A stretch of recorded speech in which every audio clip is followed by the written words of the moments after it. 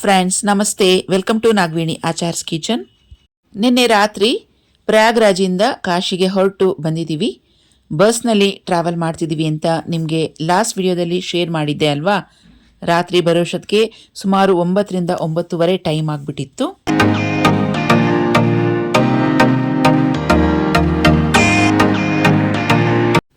ಕಾಶಿಯಲ್ಲಿ ರೂಮ್ಸ್ ಬೇಕು ಅಂತ ನಾವು ಗೂಗಲ್ಗೆ ಹಾಕಿ ಸರ್ಚ್ ಮಾಡಿದ್ರೆ ಬೇಕಾದಷ್ಟು ಹೆಸರುಗಳನ್ನು ತೋರಿಸುತ್ತೆ.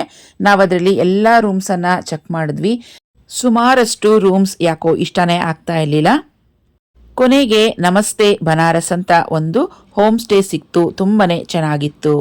ಇದು ನೆಕ್ಸ್ಟ್ ಡೇ ಮಾರ್ನಿಂಗ್ ಬೆಳಗ್ಗೆ ಬೇಗನೆ ಎದ್ದು ರೆಡಿ ಆಗಿದ್ದೀವಿ. ಇವಾಗ ಸಾರನಾಥ್ ಟೆಂಪಲ್ಗೆ ಹೋಗಬೇಕಾಗಿದೆ. ಹಾಗಾಗಿ ಬೇಗ ಬೇಗ ಬ್ರೇಕ್ಫಾಸ್ಟ್ ಇಲ್ಲೇ ಮುಗಿಸ್ಕೊಂಡು ಹೋಗೋಣ ಅಂತೇಳಿ ಬ್ರೇಕ್ಫಾಸ್ಟ್ ತಿನ್ನೋದಕ್ಕೆ ಅಂತ ಇಲ್ಲಿ ಹೋಟೆಲ್ಗೆ ಬಂದಿದ್ದೀವಿ. ಯಾಕಂದರೆ ಬೆಳಗಿನ ಬ್ರೇಕ್ಫಾಸ್ಟ್ ಸ್ವಲ್ಪ ಚೆನ್ನಾಗಿ ಜೋರಾಗಿ ತಿಂದ್ಬಿಟ್ರೆ ನಾವು ಹೋದಂಥ ವಿಸಿಟಿಂಗ್ ಪ್ಲೇಸಸಲ್ಲಿ ಊಟ ಸಿಗುತ್ತೋ ಇಲ್ವೋ ಗೊತ್ತಿಲ್ಲ, ಬರೋಷ್ಟೊತ್ತಿಗೆ ಸಂಜೆ ಆಗಿಬಿಡುತ್ತೆ. ನಿನ್ನೆ ಪ್ರಯಾಗ್ರಾಜ್ನಲ್ಲಿ ಈ ಎಕ್ಸ್ಪೀರಿಯನ್ಸ್ ನಡೀತು. ಹಾಗಾಗಿ ಬೆಳಗ್ಗೆನೆ ಸ್ವಲ್ಪ ಚೆನ್ನಾಗಿ ತಿನ್ಬಿಡೋಣ ಅಂತೇಳಿ ತಿಂತಾ ಇದ್ದೀವಿ. ಪೂರಿ ಮತ್ತು ಮಿಕ್ಸ್ಡ್ ವೆಜ್ಜನ್ನು ತಗೊಂಡಿದ್ದೀವಿ. ಕಾಶಿಯಲ್ಲಿ ರೋಡ್ಗಳೆಲ್ಲ ಸ್ವಲ್ಪ ಚಿಕ್ಕಪೇಟೆಯಲ್ಲಿ ಗಲ್ಲಿಗಳಿರ್ತಾವಲ್ವ, ಅದೇ ಥರನೇ ಇತ್ತು. ನನಗೇನೋ ಚಿಕ್ಕಪೇಟೆಲೇ ನಡ್ಕೊಂಡು ಹೋಗ್ತಿದ್ದೀವೇನೋ ಅನ್ನೋ ಥರ ಫೀಲಿಂಗ್ ಆಗ್ತಾ ಇತ್ತು. ನಾವು ಗಯಾಗೆ ಹೋಗಬೇಕಾಗಿತ್ತು. ಪ್ಲ್ಯಾನ್ ಕ್ಯಾನ್ಸಲ್ ಆಗಿ ಸ್ವಲ್ಪ ಚೇಂಜಸ್ ಆಯಿತು. ಹಾಗಾಗಿ 3 ಡೇಸ್ ಫುಲ್ಲು ನಾವು ಕಾಶಿಲೇ ಇದ್ವಿ. ಬುಧವಾರ, ಗುರುವಾರ, ಶುಕ್ರವಾರ. ಹೋಮ್ ಸ್ಟೇನವ್ರಿಗೆ ಕೇಳಿಬಿಟ್ವಿ, ನಾವು 3 ಡೇಸ್ ಇರ್ತೀವಿ, ಸ್ವಲ್ಪ ಪ್ರೈಸ್ನಲ್ಲಿ ಕಮ್ಮಿ ಮಾಡ್ಕೊಳ್ಳಿ ಅಂತ. ಹಾಗಾಗಿ ಅವರು ಕೂಡ ಸ್ವಲ್ಪ ರೀಸನಬಲ್ ಪ್ರೈಸ್ಗೆ ಮಾಡಿಕೊಟ್ರು. ಇಲ್ಲಿ ರೋಡ್ಸ್ ಎಲ್ಲ ಸ್ವಲ್ಪ ರಿಪೇರಿ ಕೆಲಸ ನಡೀತಾ ಇದೆ. ಸಿಕ್ಕಾಪಟ್ಟೆ ಧೂಳು, ಹಾಗೆಯೇ ಟ್ರಾಫಿಕ್ ಜಾಮ್ ಇತ್ತು. ನಾವಿವಾಗ ಸಾರನಾಥ್ ನೋಡೋದಕ್ಕೆ ಅಂತ ಹೊರಟಿದ್ದೀವಿ. ಆಟೋ ಬೇಕಾಗಿತ್ತು. ಆಟೋ ಅಥವಾ ಟ್ಯಾಕ್ಸಿ ಯಾವ ಸಿಗುತ್ತೋ ನೋಡೋಣ ಅಂತೇಳಿ ನಡ್ಕೊಂಡು ಹೋಗ್ತಾ ಇದ್ದೀವಿ. ಸರ್ಕಲ್ವರೆಗೂ ನಡ್ಕೊಂಡು ಹೋಗಬೇಕು. ಯಾಕಂದರೆ ಈ ರೋಡ್ ಒನ್ ವೇ ಮಾಡಿದ್ದಾರೆ, ರಿಪೇರಿ ಕೆಲಸ ನಡೀತಾ ಇರೋದ್ರಿಂದ. ಹಾಗಾಗಿ ಆಟೋ ಆಗಲಿ ಟ್ಯಾಕ್ಸಿ ಆಗಲಿ ಯಾವುದೂ ಈ ಕಡೆಗೆ ಬರೋದಿಲ್ಲ. ಸ್ವಲ್ಪ ಸರ್ಕಲ್ವರೆಗೂ ನಡ್ಕೊಂಡು ಹೋಗ್ತಾ ಇದ್ದೀವಿ. ಟೂರಿಸ್ಟ್ ಅಂತ ಹೇಳಿ ಸಿಕ್ಕಾಪಟ್ಟೆ ಕಾಸ್ಟ್ಲಿ ಹೇಳ್ತಾ ಇದ್ರು. ಕೆಲವರು ಆಟೋದವರು 1000 ರೂಪಾಯಿ ಕೇಳ್ತಾ ಇದ್ರು. ಯಾಕಂದರೆ ಹೋಗೋಕ್ಕೆ ಬರೋಕ್ಕೆ ಎಲ್ಲ ಸೇರಿ 2 to 3 ಅವರ್ಸ್ ಬೇಕಾಗುತ್ತೆ ಟೈಮ್. ಹಾಗಾಗಿ 1000 ರೂಪಾಯಿ ಅಂತ ಹೇಳಿದ್ರು. ಇನ್ನೊಬ್ಬರು 800 ರೂಪಾಯಿ ಅಂತ ಹೇಳಿದ್ರು. ಹೀಗೇ ಸುಮಾರು ಒಂದು 5-6 ಆಟೋಗಳನ್ನು ಕೇಳಿದ್ವಿ. ಒಬ್ಬರು ಮಾತ್ರ 600 ರುಪೀಸ್ಗೆ ಅಂತ ಹೇಳಿ ಒಪ್ಕೊಂಡ್ರು. ಸರಿ, ಇವಾಗ ಆಟೋದಲ್ಲಿ ಹತ್ಕೊಂಡು ಹೊರಟಿದ್ದೀವಿ. ನಾವು ಈಗ ಹೋಗ್ತಿರುವಂಥ ಸಾರನಾಥ್ ಪ್ಲೇಸ್, ಇಲ್ಲಿಗೆ ಹೋಗಬೇಕು ಅಂದರೆ ಕಾಶಿಯಿಂದ ಸುಮಾರು 13 ಕಿಲೋಮೀಟರ್ ಆಗುತ್ತೆ. 8 ಮೈಲಿ ಆಗುತ್ತೆ.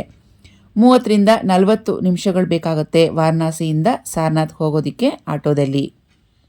ಅಂದರೆ ವಾರಣಾಸಿಯಿಂದ ಸಾರನಾಥ್ಗೆ ಸುಮಾರು ಅರ್ಧ ದಿನ ಆದರೂ ಬೇಕಾಗುತ್ತೆ. ನಾವು ಈ ವಿಸಿಟಿಂಗ್ ಪ್ಲೇಸ್ನ ನೋಡಿಕೊಂಡು ಹೋಗಿ ಬರೋದಕ್ಕೆ ಎಲ್ಲ ಟೈಮ್.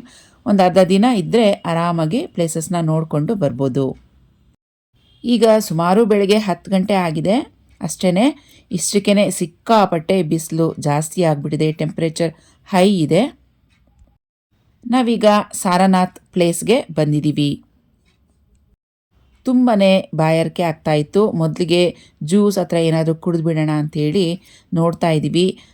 ನಾವು ಹುಡ್ಕೋ ಅಂಥ ಜ್ಯೂಸ್ ಏನಿದ್ರು ಸ್ವಲ್ಪ ಹೆಲ್ತಿ ಆಗಿರಬೇಕು, ಆ ಥರದ್ದು ಏನಾದರೂ ಇದೆಯಾ ಅಂತ ಹುಡುಕ್ತಾ ಇದ್ದೀವಿ. ನನಗಂತೂ ಕಬ್ಬಿನ ಹಾಲು ಕಣ್ಣಿಗೆ ಕಾಣಿಸ್ತು. ನಾನು ಮತ್ತು ಪ್ರೀತಮ್ ಇಬ್ಬರೂ ಕಬ್ಬಿನ ಹಾಲೇ ತಗೊಂಡ್ವಿ. ಎಷ್ಟು ಬಿಸಿಲಿತ್ತಂದರೆ ತುಂಬಾ ದಣ್ದೋಗಿದ್ವಿ. ಅವ್ರು ಕೊಟ್ಟಿದ್ದಂಥ ಕಬ್ಬಿನ ಹಾಲು ನಮಗೆ ಸಾಕಾಗಲೇ ಇಲ್ಲ. ಅದು ಯಾವ ಮೂಲೆಗೋ ಅನ್ನಿಸ್ತು, ಅಷ್ಟು ತಣ್ಣಕ್ಕೂ ಇರಲಿಲ್ಲ. ಸರಿ, ಇವಾಗ ಕಬ್ಬಿನ ಹಾಲು ಕುಡಿಯೋಣ, ಮುಂದೇನಾದ್ರು ಕಾಣಿಸಿದ್ರೆ ಚೆನ್ನಾಗಿರೋದು ಕುಡಿಯೋಣ ಅಂಥೇಳಿ ಸರಿ ಮುಂದಕ್ಕೆ ಹೊರಟ್ವಿ. ಕಬ್ಬು ಅಷ್ಟೇ ತುಂಬ ಸಣ್ಣಕ್ಕೆ ಒಣಗೋದಂಗಿತ್ತು. ನಮ್ಮ ಹಸ್ಬೆಂಡ್ ಲೆಮನ್ ಸೋಡಾ ತಗೊಂಡ್ರು.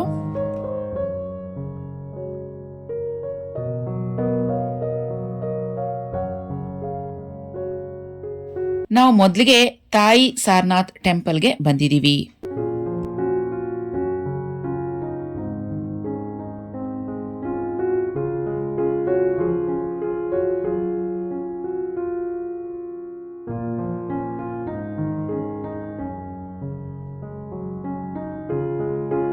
ಇದಕ್ಕೆ ತಾಯಿ ಬುದ್ಧ ವಿಹಾರ ಅಂತಲೂ ಕರೀತಾರೆ. ಸುಮಾರು 80 ಫೀಟ್ ಅಷ್ಟು ಹೈಟ್ ಇರುವಂಥ ಗೌತಮ ಬುದ್ಧನ ಸ್ಟ್ಯಾಚ್ಯೂ ಇಲ್ಲಿ ನಿಲ್ಲಿಸಿದ್ದಾರೆ. 80 ಅಡಿ ಇರುವಂಥ ಈ ಗೌತಮ ಬುದ್ಧನ ಸ್ಟ್ಯಾಚು ನೋಡೋದಕ್ಕೆ ತುಂಬಾ ಖುಷಿ ಆಗುತ್ತೆ. ಈ Gautama Buddha statue sand stone ಮೆಟೀರಿಯಲಿಂದ ತಯಾರಿಸಿರ್ತಾರೆ. ಸುಮಾರು 80 ಫೀಟ್ ಇರುವಂಥ ಈ ಗೌತಮ ಬುದ್ಧ ಒಂದು ಪಾರ್ಕ್ ಮತ್ತು ಗಾರ್ಡನ್ ಮಧ್ಯದಲ್ಲಿ ನಿಲ್ಲಿಸಿದ್ದಾರೆ. ನೋಡೋದಕ್ಕೆ ತುಂಬಾ ಚೆನ್ನಾಗಿದೆ. ಸುತ್ತಲೂ ತಾವರೆ ಹೂಗಳ ಪಾಂಡ್ ಅಂತ ಹೇಳ್ತೀವಲ್ವ ಅದಿದೆ, ಹೂವಿನ ತೋಟಗಳಿದೆ. ಸಂಜೆ ಹೊತ್ತು ಇಲ್ಲಿ ಬರೋದಕ್ಕೆ ತುಂಬಾ ಚೆನ್ನಾಗಿರುತ್ತೆ. ನೋಡಿ, ತುಂಬ ವೆರೈಟೀಸ್ ಆಫ್ ತಾವರೆ ಹೂಗಳಿತ್ತು. ತುಂಬ ಕಲರ್ದು ತಾವರೆ ಹೂಗಳ ಇಲ್ಲಿ ಕೊಳ ಅಂತ ಏನು ಹೇಳ್ತೀವಲ್ಲ ಪಾಂಡ್ ಇದೆ. ಟಾಲೆಸ್ಟ್ ಸ್ಟ್ಯಾಂಡಿಂಗ್ ಬುದ್ಧ ಸ್ಟ್ಯಾಚ್ಯೂ ಅಂತ ಹೇಳ್ತಾರೆ ಸಾರನಾಥ್ಗೆ.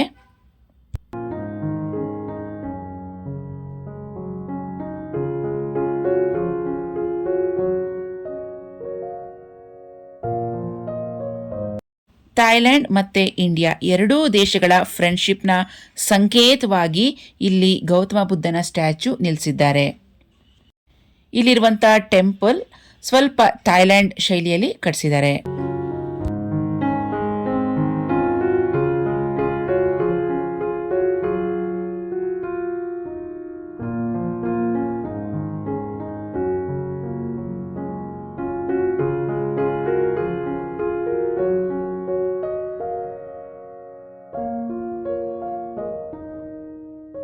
ಈ ಗಾರ್ಡನ್ ಒಳಗೇನೆ ನಮಗೆ ಒಂದು ಗೌತಮ ಬುದ್ಧ ಟೆಂಪಲ್ ಇದೆ. ಅಲ್ಲಿ ಗೌತಮ ಬುದ್ಧ ಸ್ಟ್ಯಾಚ್ಯೂ ಕೂಡ ಇಟ್ಟು ಫೋಟೋಗಳನ್ನು ಸಹ ಈ ರೀತಿಯಾಗಿ ಹಾಕಿದ್ದಾರೆ.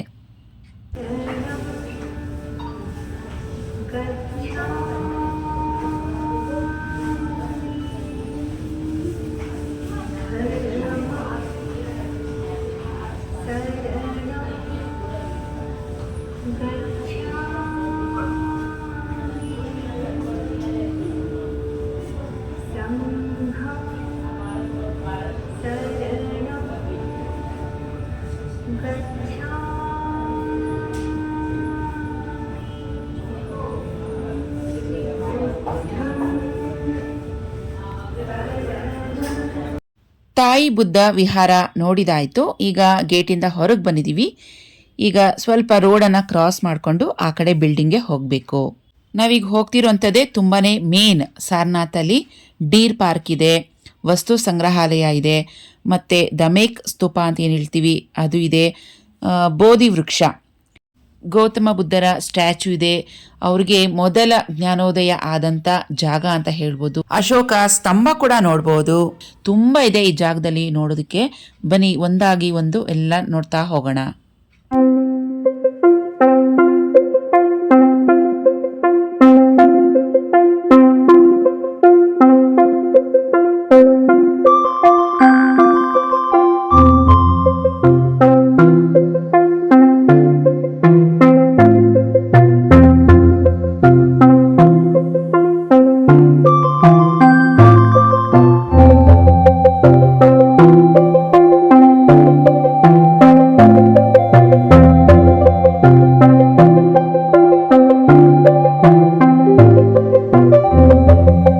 ಮೊದಲಿಗೆ ದಮೇಕ ಸ್ತೂಪಕ್ಕೆ ಬಂದಿದ್ದೀವಿ.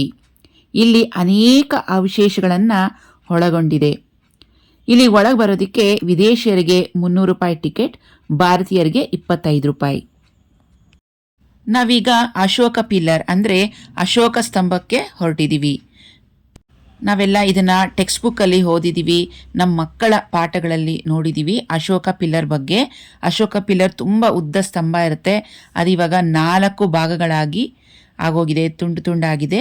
ಅದನ್ನು ಸಹ ಹಾಳು ಮಾಡಬಾರ್ದು ಅಂತೇಳಿ ಕ್ಲೀನಾಗಿ ಒಂದು ಗ್ಲಾಸ್ ಬಾಕ್ಸ್ನಲ್ಲಿ ಹಾಕಿ ಪ್ರಿಸರ್ವ್ ಮಾಡಿ ಇಟ್ಟಿದ್ದಾರೆ. ಧ್ವಜಾಸ್ತಂಭ ಮತ್ತು ಅಶೋಕ ಸ್ತಂಭ ಇವೆರಡೂ ಬೇರೆ ಬೇರೆ, ತುಂಬಾ ವ್ಯತ್ಯಾಸ ಇದೆ. ಧ್ವಜಾಸ್ತಂಭ ಅಂದರೆ 4 ಸಿಂಹಗಳು ಬರ್ತವೆ, ಅದಕ್ಕೆ ನಾವು ಧರ್ಮಚಕ್ರ ಅಂತ ಕರಿತೀವಿ. ಆ 4 ಸಿಂಹಗಳು ಇರುವಂಥ ಧ್ವಜಸ್ತಂಭ ಈ ವಿಡಿಯೋ ಕೊನೆಯಲ್ಲಿ ಬರುತ್ತೆ, ಅದನ್ನು ಸಹ ನೀವು ನೋಡ್ಬೋದು. ಮೊದಲಿಗೆ ಈ ದಮೇಕ ಸ್ತೂಪ ಇದ್ರ ಬಗ್ಗೆ ನಾವು ಸ್ವಲ್ಪ ಡೀಟೇಲ್ಸನ್ನು ತಿಳ್ಕೊಂಬಿಡೋಣ.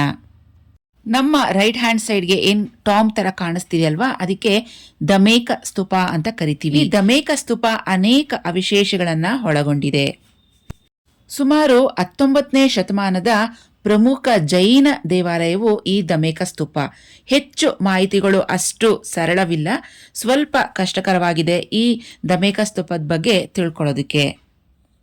ಅವಶೇಷಗಳಂದರೆ ತುಂಬ ಹಳೇ ಕಾಲದು ಉಳ್ಕೊಂಡು ಬಂದಿರತ್ತಲ್ವ, ಅದೊಂದು ಸ್ವಲ್ಪ ಹಾಳಾಗಿರುತ್ತಲ್ವ. ಅಂದರೆ ಗೌತಮ ಬುದ್ಧಕ್ಕೆ ಸಂಬಂಧಪಟ್ಟಿರುವಂಥ ವಸ್ತುಗಳಂತಲೇ ಅಂದ್ಕೊಳ್ಳೋಣ. ಅವುಗಳನ್ನು ಈ ಧಮೇಕ ಸ್ತೂಪದಲ್ಲಿ ಪ್ರಿಸರ್ವ್ ಮಾಡಿ ಇಟ್ಟಿರ್ತಾರೆ. ಸಾರನಾಥ್ ಏನಿದೆ ವಿಶ್ವದ 4 ಪ್ರಮುಖ ಬೌದ್ಧ ಯಾತ್ರಾ ಸ್ಥಳಗಳಲ್ಲಿ ಒಂದಾಗಿದೆ. ಗೌತಮ ಬುದ್ಧರು ಮೊದಲು ಧರ್ಮ ಉಪದೇಶವನ್ನ ನೀಡಿರ್ತಾರಲ್ವಾ, ಅಂತ ಸ್ಥಳ ಇದು ಅಂತ ಹೇಳ್ಬೋದು. ನಾವೀಗ ಧಮೇಕ ಸ್ತೂಪ ನೋಡಿದಾಯ್ತು. ಆ ಗಾರ್ಡನಿಂದ ಈಗ ಹೊರಗೆ ಬಂದಿದ್ದೀವಿ. ಇಲ್ಲಿಂದ ಡೀರ್ ಪಾರ್ಕ್ ಕಡೆಗೆ ನಡ್ಕೊಂಡು ಹೋಗಬೇಕು. ಸುಮಾರಷ್ಟು ದೂರ ನಡಿಬೇಕು. ನೋಡಿ, ಈಗ ಡೀರ್ ಪಾರ್ಕ್ಗೆ ಎಂಟ್ರಿ ಆಗ್ತಿದ್ದೀವಿ. ಮೊದಲಿಗೆ ಹೋಗ್ತಿದ್ದಂಗೆ ಒಂದು ಟೆಂಪಲ್ ಸಿಗುತ್ತೆ. ಈ ಟೆಂಪಲ್ನಲ್ಲಿ ನಾವು ಗೌತಮ ಬುದ್ಧ ನೋಡ್ಬೋದು. ಟೆಂಪಲ್ ಮಾತ್ರ ತುಂಬಾನೇ ಚೆನ್ನಾಗಿದೆ.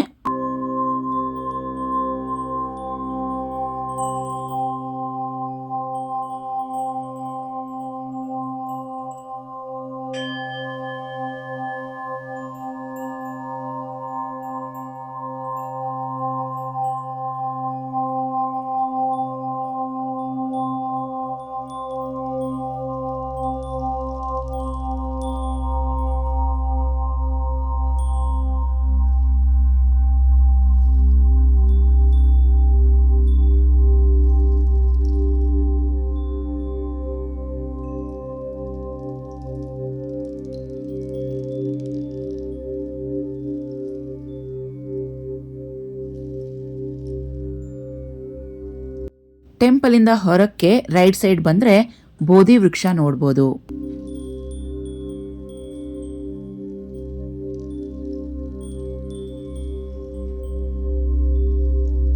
ಇಲ್ಲಿ ಗೌತಮ ಬುದ್ಧ ಹಾಗೂ ಅವರ 5 ಡಿಸೈಪಲ್ಸ್ ಅಂತ ಹೇಳ್ತೀವಿ. ಅಂದರೆ ಅವರು ಬೋಧನೆ ಮಾಡ್ತಿದ್ರಲ್ವ, 5 ಜನ ಅವರು ಶಿಷ್ಯಂದ್ರು ಅಂತ ಹೇಳ್ಬೋದು, ಅಥವಾ ಅವರ ಫಾಲೋವರ್ಸ್ ಅಂತ ಹೇಳ್ತೀವಿ. ಅವರ ಸ್ಟ್ಯಾಚ್ಯೂಗಳನ್ನು ಇಲ್ಲಿ ಇಟ್ಟಿದ್ದಾರೆ. ಈ ಬೋಧಿ ವೃಕ್ಷದ ವಿಶೇಷತೆ ಏನಪ್ಪಾ ಅಂತ ಹೇಳಿದ್ರೆ, ಗೌತಮ ಬುದ್ಧರಿಗೆ ಮೊದಲು ಜ್ಞಾನೋದಯ ಆದಂಥ ಸ್ಥಳ ಅಂತ ಹೇಳ್ತೀವಿ. ಆ ಸ್ಥಳದಲ್ಲಿ ಈ ವೃಕ್ಷವನ್ನ ನೆಡಲಾಗಿದೆ. ಇದಕ್ಕೆ ಬೋಧಿ ವೃಕ್ಷ ಅಂತ ಹೇಳ್ತೀವಿ. ಈ ಮರ ಏನಿದೆ, ಬೋಧಗಯದಲ್ಲಿ ಒಂದು ಮೂಲ ವೃಕ್ಷದ ಒಂದು ಕವಲು ಅಥವಾ ಒಂದು ಕಡ್ಡಿಯನ್ನ ಬೆಳೆದಿರುವಂಥದ್ದನ್ನ ತಂದು ಇಲ್ಲಿ ನೆಟ್ಟಿರ್ತಾರೆ. ಆ ಕಡ್ಡಿ ಏನಿದೆ ಇಷ್ಟು ದೊಡ್ಡ ಮರವಾಗಿ ಇಲ್ಲಿ ಬೆಳೆದಿರುತ್ತೆ. ಇದಕ್ಕೆ ಬೋಧಿ ವೃಕ್ಷ ಅಂತ ಹೇಳ್ತೀವಿ. ಬೌದ್ಧ ಧರ್ಮದವರಿಗೆ ಈ ಸ್ಥಳ ಅತ್ಯಂತ ಪವಿತ್ರವಾದದ್ದು ಅಂತ ನಂಬಲಾಗುತ್ತೆ.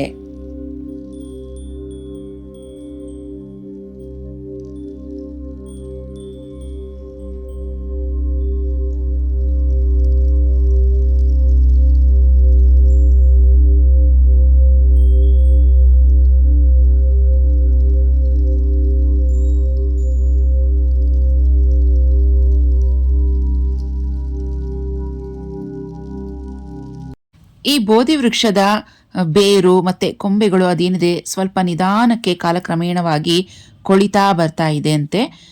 ಒಂದು ಸೈಡ್ ಒಂದು ಬ್ರ್ಯಾಂಚ್ ಮಾತ್ರ ಹಚ್ಚ ಹಸಿರಾಗಿದೆ ಅಂತ ಹೇಳ್ಬೋದು. ಈ ಬೋಧಿ ವೃಕ್ಷದ ಹಿಂಭಾಗನೇ ಡೀರ್ ಪಾರ್ಕ್ ಇದೆ. ಅಂದರೆ ಜಿಂಕೆಗಳು ಇದೆ ಅಂತ ಹೇಳ್ತಾ ಇದ್ರು. ಇನ್ನೊಬ್ಬರು ಜಿಂಕೆನೂ ಇಲ್ಲ, ಏನೂ ಇಲ್ಲ, ಫುಲ್ ಕಮ್ಮಿ ಆಗಿಬಿಟ್ಟಿದೆ ಅಂತ ಹೇಳಿದ್ರು. ಮತ್ತು ಇವಾಗ ಅಲ್ಲಿಗೆ ಹೋದರೆ ಟೈಮ್ ಆಗುತ್ತೆ ಅಂತೇಳಿ ನಾವು ಅಲ್ಲಿಗೆ ಹೋಗಲಿಲ್ಲ. ಈಗ ಮ್ಯೂಸಿಯಂ ಕಡೆಗೆ ಹೊರಟಿದ್ದೀವಿ.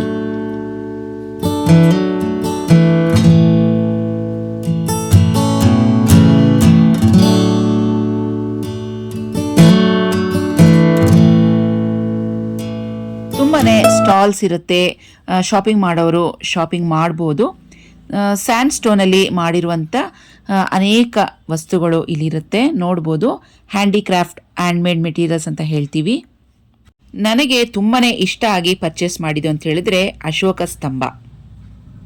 ಹಾಗೆಯೇ ನಮ್ಮ ಹಸ್ಬೆಂಡ್ಗೆ ಇಲ್ಲಿರುವಂಥ ಗೌತಮ ಬುದ್ಧ ಸ್ಟ್ಯಾಚು ತುಂಬಾ ಇಷ್ಟ ಆಯಿತು. ತುಂಬ ಕಳಿಯಾಗಿತ್ತು, ತುಂಬಾ ಚೆನ್ನಾಗಿತ್ತು. ನೋಡಿ, ಇಲ್ಲಿ ಕಾಣಿಸ್ತಿದೆಯಲ್ವಾ ಯೆಲ್ಲೋ ಕಲರ್ದು. ಈ ಗೌತಮ ಬುದ್ಧ ಸ್ಟ್ಯಾಚು ತೊಗೊಂಡ್ವಿ.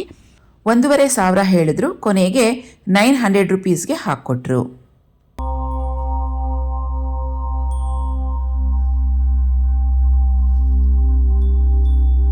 ನಾವೀಗ ಮ್ಯೂಸಿಯಂಗೆ ಬಂದಿದ್ದೀವಿ, ಆರ್ಕಿಯಾಲಜಿಕಲ್ ಮ್ಯೂಸಿಯಂ ಸಾರನಾಥ್. ಎಲ್ಲ ಪಕ್ಕನೇ ಇರುತ್ತೆ ಬಿಲ್ಡಿಂಗ್ಸ್ ಎಲ್ಲ, ಸ್ವಲ್ಪ ನಡ್ಕೊಂಡು ಹೋಗಬೇಕು ಬೈ ವಾಕ್. ಮೊದಲಿಗೆ ಎಂಟ್ರಿ ಆಗಿದ ತಕ್ಷಣ ನಮಗೆ ಕಾಣಿಸುವಂಥದ್ದು ನಮ್ಮ ನ್ಯಾಷನಲ್ ಎಂಬ್ಲಮ್, 4 ಸಿಂಹಗಳು ಮತ್ತು ಧರ್ಮಚಕ್ರ ಒಳಗೊಂಡಿರುವಂಥ ನಮ್ಮ ಭಾರತದ ರಾಷ್ಟ್ರೀಯ ಲಾಂಛನ ಅಂತಲೇ ಹೇಳ್ಬೋದು. ನಮ್ಮ ಭಾರತ ದೇಶದ ರಾಷ್ಟ್ರೀಯ ಲಾಂಛನವನ್ನು ಡೈರೆಕ್ಟಾಗಿ ನೋಡ್ತಿದ್ದೀನಿ. ತುಂಬ ಖುಷಿಯಾಯಿತು. ಯಾವಾಗಲೂ ನಾವು ಟೆಕ್ಸ್ಟ್ ಬುಕ್ಸಲ್ಲಿ ನೋಡ್ತಿದ್ವಿ, ಟಿ ವಿಲಿ ನೋಡ್ತಿದ್ವಿ, ಗೂಗಲಲ್ಲಿ ನೋಡ್ತಿದ್ವಿ. ಇವತ್ತು ಡೈರೆಕ್ಟಾಗಿ ನೋಡ್ತಾ ಇದ್ದೀನಿ, ನಿಮಗೂ ಕೂಡ ತೋರಿಸ್ತಾ ಇದ್ದೀನಿ ನೋಡಿ.